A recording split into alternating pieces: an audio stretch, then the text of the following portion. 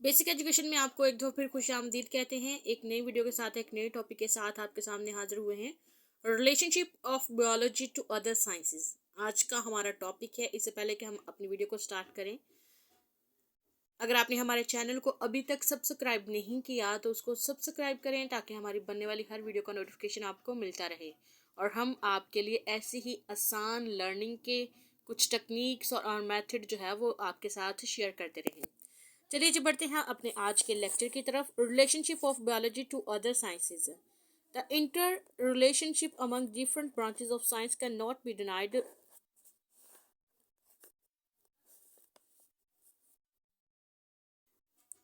Different branches का जो है वो आपस में रिलेशनशिप है और जिसके लिए साइंस जो है वो कभी भी डिनाई नहीं करती है, बल्कि biology include information on various aspect of living things but these information relate to the other branches of science as well. कहा यहाँ पर बायोलॉजी के में जब हम पढ़ते हैं तो हम बहुत से ऐसे इसमें एस्पेक्ट भी लिविंग थिंग के पढ़ते हैं जो कि बायोलॉजी में भी उनका जिक्र है, जो बायोलॉजी में भी हम उनको स्टडी करते हैं लिविंग थिंग को, लेकिन वही इंफॉर्मेशन बायोलॉजी हमें वो इंफॉर्मेशन बताती है जो इसको दूसरी साइंसेस के साथ रिलेट करता है। Each branch of science has relationship with other branches. यहाँ पर साइंस की हर ब्रांच जो है उसका तलक जो है वो दूसरी ब्रांच के साथ भी है। अब इसके हम एग्जांपल देखते हैं कैसे साइंस की जो ब्रांचेस हैं वो आपस में एक दूसरे के साथ जो है वो इंटर रिलेटेड हैं। For example, when studying the process of movement in animals biology in animals biologist have to refer to the laws of motion in physics. कहते हैं क्योंकि बायोलॉजी में हम स्टडी करते हैं लिविंग थिंग्स को, तो लिविंग थिंग के हर एस्पेक्ट को इसमें स्टडी किया जाता है, उसकी मूवमेंट को, उसकी फूड को, उसके बॉडी के स्ट्रक्चर्स को, सेल्स को, ईच एंड एवरीथिंग बायोलॉजी में हम लिविंग थिंग के बारे में पढ़ते हैं। तो यहाँ पर फॉर एग्जांपल कहते हैं कि हम अगर एनिमल की मूवमेंट को स्टडी करते हैं तो बियोलॉजिस्ट ये कहते हैं कि हम उसकी यहाँ पर जब मूवमेंट को स्टडी करते हैं तो ये रेफर करता है motion, law of motion in physics. Physics में मोशन ऑफ लॉ जो है उसको ये रिलेट करता है इनकी मूवमेंट को।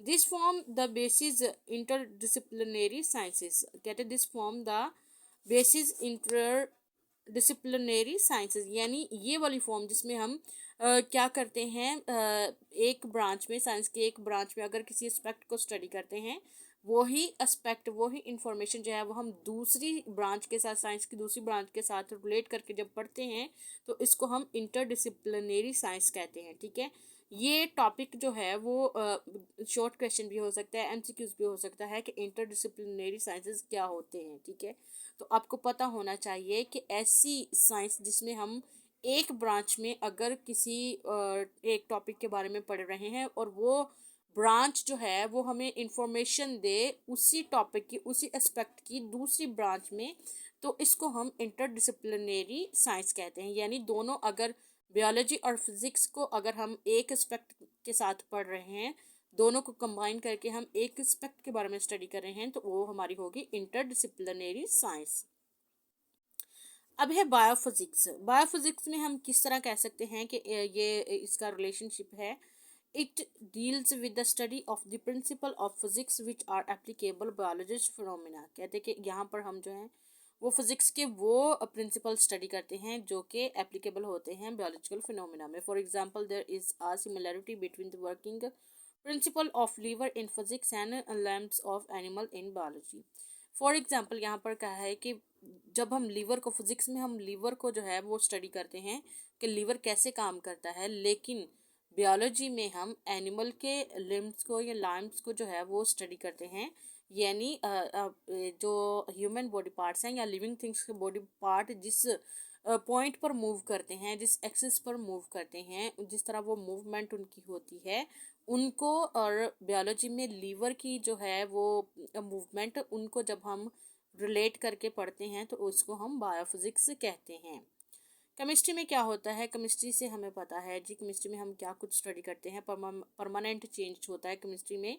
It deals with the study of chemistry of different compounds process occurring in living organism. कहते हैं कि इसमें केमिस्ट्री, बायो केमिस्ट्री में हम लिविंग ऑर्गेनिज्म में डिफरेंट तरह के जो कंपाउंड्स होते हैं उनको हम स्टडी करते हैं। जिसको हम बायोकेमिस्ट्री कहते हैं। यानी कंपाउंड्स हमें पता है कि क्या चीज़ें हैं, यानी एटम से मिलकर जो है वो कंपाउंड बनते हैं, कंपाउंड से मिलकर मिक्सचर बनता है एंड सो ऑन। लेकिन ह्यूमन बीइंग्स में या लिविंग ऑर्गेनिजम्स में इस तरह के कंपाउंड्स जो हैं वो अकरिंग होते हैं, वो एग्जिस्ट करते हैं। तो वो कैसे एग्जिस्ट करते हैं? For example the study of basic metabolisms, photosynthesis and respiration involves the knowledge of chemistry। जब हम बायोलॉजी में इन टॉपिक्स को स्टडी कर रहे होते हैं, मेटाबॉलिज्म को, फोटोसिंथेसिस को, रेस्पिरेशन के अमल को, तो इसका मतलब है कि हम यहाँ पर केमिस्ट्री के नॉलेज को भी इन्वॉल्व कर रहे हैं। ये हमारी होती है ब्रांच बायोकेमिस्ट्री। अब है बायोमैथमेटिक्स या फिर बायोमेट्री।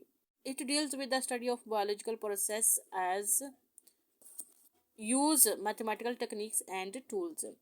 यहाँ पर हम जो है, जब बायोलॉजी की वो ब्रांच जहाँ पर हम मैथमेटिकल टूल्स भी यूज़ करते हैं, मैथमेटिकल टेक्निक्स यूज़ करते हैं, तो उसको हम मैथमेटिक्स या फिर बायोमेट्रिक कहते हैं। For example to analyse the data gathered and experimental work, biologist have to apply the rules of mathematics. जब अब कोई रिसर्च वर्क होता है, स्पेशली बायोलॉजी में जब रिसर्च वर्क होता है या किसी प्रॉब्लम के बारे में डाटा कलेक्ट किया जाता है, उसको सॉल्व करने के लिए जो है एक मुकम्मल प्रोसीजर जो है उसको फॉलो किया जाता है, तो उसमें मैथमेटिक्स का भी यूज़ होता है। ठीक है, उसमें डाटा गैदर करना, उसको एनालाइज करना, कितने लोगों से डाटा कलेक्ट करना है, फिर उसको एनालाइज करना है, कितने लोगों ने कितना रिस्पॉन्स दिया है। यानी जहाँ पर फिगर्स बायोलॉजी में साथ में इस्तेमाल हो रहे हैं रिसर्च के दौरान या कोई प्रॉब्लम फाइंड आउट करने के दौरान, तो उसका मतलब है कि ये बायो मैथमेटिक्स है, बायोमेट्री है। अब आता है जी biogeography. It deals with the study of occurrence and distribution of different species of living organisms in different geographical regions of the world. It applies knowledge of the characteristic of particular geographical region to determine characteristic of living organisms found there।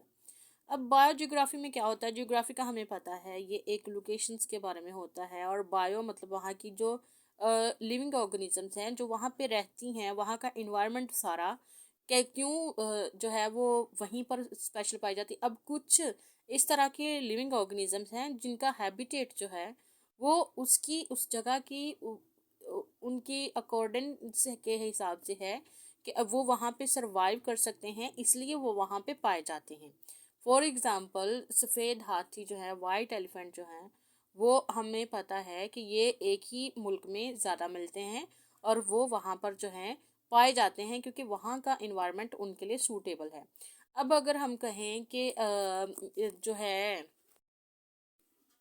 इसी तरह मुख्तलिफ़ किस्म के जो जानवर हैं उनकी एक ख़ास लोकेशन है, वो वहीं पर पाए जाते हैं क्योंकि वहाँ का इन्वायरमेंट उनके लिए सेफ़ है, उनके लिए सूटेबल है और वो वहाँ पे ज़्यादा सर्वाइव करते हैं। अगर वो अपनी प्लेस चेंज करते हैं तो उनकी जो स्पीशीज़ हैं, उनकी जो काइंड्स हैं वो एक्सटिंक्ट हो रही हैं। मीन्स के बायोजियोग्राफी में हम स्पीशीज़ का उनके इन्वायरमेंट के साथ जो रिलेशन है, जो उनका माहौल जहाँ पे वो रहते हैं, वो उनकी लोकेशन जो उनके लिए ज़रूरी है, उस सब को जब हम स्टडी करते हैं तो वो होती है बायोजियोग्राफी। जैसे जंगलात जब हम पढ़ते हैं, जंगलात में रहने वाले जितनी भी स्पीशीज़ हैं उनके बारे में बात करते हैं, जितनी भी वहाँ पर रहने वाले लिविंग ऑर्गेनिजम्स हैं उनके बारे में बात करते हैं। वो क्यों ज़्यादा जंगल में पाए जाते हैं, क्यों ज़्यादा फॉरेस्ट में पाए जाते हैं? क्योंकि वो फॉरेस्ट में ही सर्वाइव कर सकते हैं। और अगर फॉरेस्ट को ख़त्म कर दिया जाता है तो इट्स मीन कि हम उनको भी ख़त्म कर रहे हैं। वो अपनी जब वो करते हैं एक जगह से दूसरी जगह, फिर वो ट्रांसफ़र करते हैं, जब वो एक जगह से दूसरी जगह मुंतकिली करते हैं तो फिर वहाँ पर जो है वो उनको मुश्किल का सामना करना पड़ता है। लिविंग ऑर्गेनिजम्स को उनकी लोकेशन के हिसाब से उनके साथ स्टडी करना, ये बायो जियोग्राफी कहलाता है। आगे है bio economics. It deals with the study of organisms for economical point of view. For example the cost of value and profit value of the yield of wheat can be calculated through bioeconomics and benefits or losses can be determined। अब यहाँ पर जो है bio economy में हम क्या करते हैं? बायो इकोनॉमी में हम अपनी प्रॉफिट का हमारी जो बेनिफिट्स हैं, जो हमारे लॉसेस हैं, उनको जब हम देखते हैं, उनके फाइंड आउट करते हैं, उनको हम डिटरमिन करते हैं, तो इसका मतलब हम बायो इकोनॉमिक्स के साथ जो है वो डील कर रहे हैं। क्योंकि हमें पता है कि जब हम फील्ड्स की बात कर रहे हैं, वो ऑर्गेनिजम्स हैं, वो लिविंग हैं, वो लिविंग हैं, और अगर हम उनको जो है वो अपने इकोनॉमिकली पॉइंट ऑफ व्यू के साथ स्टडी करते हैं, मींस अगर हम इतना बीज बोते हैं तो हमें इतनी फसल हासिल होगी, इससे इतना बीज इतने में आएगा। ये सारी चीज़ें तो हम क्या करते हैं, बायो इकोनॉमिक के साथ डील कर रहे होते हैं। ये था रिलेशनशिप बायोलॉजी का विद अदर साइंसेस, कि हमने कैसे ये बायोलॉजी को दूसरी साइंसेस के साथ रिलेट करके पढ़ना है। तो ये कंसेप्ट था। बायोफिजिक्स में फिजिक्स के रूल आते हैं, मूवमेंट के रूल्स हैं, जो हम उसको जब एनिमल्स को उनके वर्क करने को, उनके मूवमेंट करने को जब हम फिजिक्स के रूल्स के हिसाब से पढ़ते हैं तो वो बायोफिजिक्स होता है। बायोकेमिस्ट्री में जब डिफरेंट तरह के कंपाउंड हम लिविंग ऑर्गेनिज्म में पढ़ते हैं, उनको स्टडी करते हैं, तो वो होती है बायोकेमिस्ट्री। फिर बायो मैथमेटिक्स है, जब हम किसी भी तरह की प्रॉब्लम को सॉल्व करने के लिए डाटा कलेक्ट करते हैं, फिर हम उसका एनालाइज करते हैं उस डाटे को, और एक रिजल्ट फाइंड आउट करते हैं, उसकी परसेंटेज हम हर चीज़ की देखते हैं, तो वो हम बायो मैथमेटिक्स को साथ में इन्वॉल्व कर रहे होते हैं। बायोजियोग्राफी, लिविंग ऑर्गेनिज्म जितने भी हैं उनको उनकी लोकेशन के हिसाब से, उनको जियोग्राफियाई हिसाब से जब हम पढ़ते हैं, उनकी स्टडी करते हैं, तो वो होता है बायोजियोग्राफी। यानी कौन सा इन्वायरमेंट कौन से जो है एनिमल के लिए सूट है, कौन से ऑर्गेनिजम्स के लिए सूट है, उसकी एक ख़ास जो है वो काइंड वहीं पे मिलती है उसकी जियोग्राफी के हिसाब से, तो वो बायोजियोग्राफी होता है। बायो इकोनॉमिक्स जब हम इकोनॉमिकल पॉइंट ऑफ व्यू के साथ स्टडी करते हैं लिविंग ऑर्गेनिजम्स को। अब ये तो सिर्फ फील्ड की एग्जांपल हमने आपको दी है, ऐसी बहुत सारे एक्सपेरिमेंट है जब हम अपनी बायोटेक्नोलॉजी जब हमने पढ़ा, तो उसमें हमने देखा कि हम बैक्टीरिया को अपने बेनिफिट्स के लिए, मेडिसिन यूज़ करने के लिए जो है बनाने के लिए यूज़ करते हैं, तो वो भी हमारा बायो इकोनॉमिकली होता है, क्योंकि हम उनको मेडिसिन को कितना ये वर्क करेगी, ठीक है, ये कितना हमें प्रॉफिट देगी, ये सारी चीज़ें इसमें काउंट होती हैं, तो इसको हम बायो इकोनॉमी कहते हैं।